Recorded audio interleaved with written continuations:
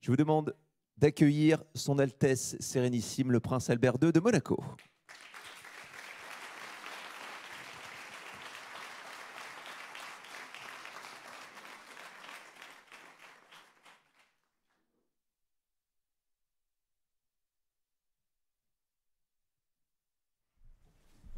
Merci beaucoup. Monsieur le Président de la communauté d'agglomération du Cotentin, Monsieur l'ambassadeur, cher Olivier Poivre d'Arvor, Monsieur le maire de Cherbourg, toutes les autorités présentes, cher Dominique Leglu, Mesdames et Messieurs, chers amis, je suis très heureux d'être ici à Cherbourg, dans la Manche, dans cette belle région de Normandie avec laquelle j'ai des attaches familiales très anciennes, comme vous le savez. Très heureux d'être dans cette cité de la mer, dans cet auditorium Jacques Perrin, dont je salue la mémoire aussi aujourd'hui. Je vous remercie de me donner la parole dans cette assemblée où je reconnais tant d'éminents scientifiques et des défenseurs de l'océan. Je suis très heureux de pouvoir évoquer avec vous tout un enjeu qui est au cœur de mon engagement, un enjeu qui nous réunit ici, mais qui doit réunir demain l'ensemble de nos contemporains. Je parle bien entendu de notre océan global et de la nécessité de mieux le protéger, de construire autour de lui une croissance plus responsable, un autre mode de développement. Cette exigence prend désormais une dimension particulière. Je suis rentré il y a quelques jours de New York, où j'ai participé, comme quasiment tous les ans, à l'Assemblée générale des Nations unies. Au-delà des réunions qui s'enchaînent et des discours qui parfois s'allongent un peu, et j'espère que celui-ci ne sera pas trop long, cette semaine new-yorkaise est toujours l'occasion d'échanges instructifs. Ces derniers mois ont été plutôt riches en bonnes nouvelles sur le front de la préservation de l'environnement et en général particulièrement des mers et des océans. Nous avons enfin abouti à un accord contraignant sur la préservation de la biodiversité en haute mer, la suite de près de 2 décennies de négociations. J'ai pu signer cet accord à New York au nom de la principauté de Monaco dès le premier jour, avec d'autres chefs d'État et de gouvernement, bien sûr. Nous avons obtenu plusieurs autres avancées significatives, comme lors de la dernière COP de la Convention sur la biodiversité, le cadre 30-30. Et nous poursuivons avec quelques espérances les négociations sur un traité mondial contre les pollutions plastiques, ou dans le cadre de l'autorité internationale des fonds marins sur une réglementation assurant une protection effective des eaux profondes contre les effets de l'exploitation minière. Cela étant, si la cause de l'environnement progresse, les discours de ceux qui s'y opposent progressent également et changent de forme. Nous l'avons évoqué tout à l'heure, vous l'avez évoqué, cher Françoise Gall, il y a quelques instants. Le climato-sceptisme assumé a laissé place à des arguments plus insidieux, mais tout aussi dangereux. On ne nous dit plus que le réchauffement est une invention. On suggère à peine qu'il pourrait être moins important que ce qu'en dit le GIEC, ou n'avoir pas uniquement de cause humaine. Et l'on sous-entend que le changement climatique ne serait alors qu'un prétexte pour imposer des réformes. Il en va de même pour tous les discours de défense de l'environnement qui traitent du climat ou de la biodiversité. Certains disent qu'ils ne servent qu'à justifier des reculs démocratiques, d'autres qu'ils se feraient au détriment de la justice sociale, d'autres encore qu'ils ne viseraient qu'à un retour en arrière généralisé. Ces arguments sont, je crois, plus inquiétants que ceux des climato-sceptiques d'autrefois, car ils bénéficient d'une audience renouvelée en cette période de troubles et de doutes. Ils appellent donc à une réponse capable non seulement de réaffirmer la nécessité de tout faire pour préserver l'environnement, mais surtout de le faire en déployant des solutions au bénéfice de tous. Des solutions qui nous permettront d'entraîner avec nous ceux que l'avenir inquiète. Et ils sont nombreux, qui mettent en avant une écologie qui ouvre des perspectives et promet des progrès, et non une écologie qui ferme des portes et promet des restrictions. Bien sûr, nous savons qu'il nous faut très vite apprendre à vivre, à nous déplacer, à travailler, à consommer différemment. Mais différemment, dans ce cas, cela peut être mieux et pas seulement moins. Et différemment, cela doit toujours être synonyme d'innovation, d'invention et d'espoir. En ce sens, les thématiques qui vous ont occupés aujourd'hui et qui seront au cœur de la déclaration de Cherbourg 2023 me paraissent essentiels par leur capacité à réaffirmer notre besoin de progrès.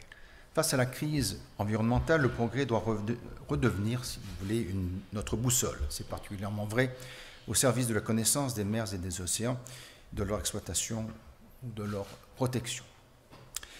Car le progrès seul nous permettra de réussir le défi de réconcilier l'humanité et la mer. Mais le progrès ne se décrète pas, il est le résultat d'un ensemble d'efforts et d'ambitions conjoints.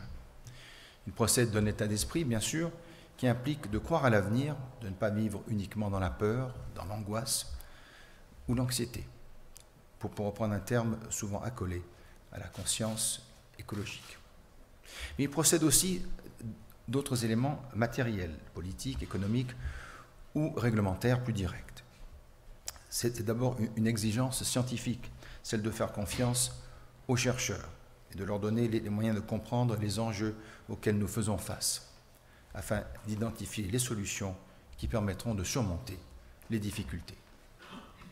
Plus que jamais, alors que la complexité des enjeux écologiques dépasse tout ce à quoi nous avons été habitués à devoir répondre, il est impératif de placer la science au cœur de toutes nos démarches. C'est ce que vous faites aujourd'hui en particulier. Je veux me réjouir de la présence de scientifiques de très haut niveau, dont certains sont ici au premier rang, et en particulier, je salue Françoise Gaël, avec qui nous avons bien sûr fait beaucoup de choses depuis quelques années. Placer la science au cœur de notre démarche, c'est ce que nous faisons également en Principauté de Monaco, où nous entretenons une tradition d'accueil et de soutien à la communauté scientifique. Nous le faisons en particulier avec le Centre scientifique de Monaco et son laboratoire de biologie marine. Au-delà de la communauté scientifique, et comme le rappelle votre programme de ce jour, la réhabilitation du progrès englobe de nombreux métiers, en particulier dans l'industrie. C'est là en effet que l'innovation peut naître, qu'elle peut se développer, c'est là qu'elle peut générer des outils et des solutions capables de changer la société. Il est donc important de multiplier les points entre les acteurs de l'environnement, les scientifiques et les industriels, comme ceux que vous proposez aujourd'hui et ceux qui sont illustrés par la Cité de la mer. Mais il faut également construire un cadre, notamment réglementaire et législatif, qui favorise bien sûr davantage les innovations au service des écosystèmes, des océans et du développement durable. Il n'est pas acceptable que les entreprises puissent aujourd'hui se préparer à investir des milliards pour récupérer des minerais en eau profonde sans connaissance scientifique précise des conséquences environnementales, alors que les potentialités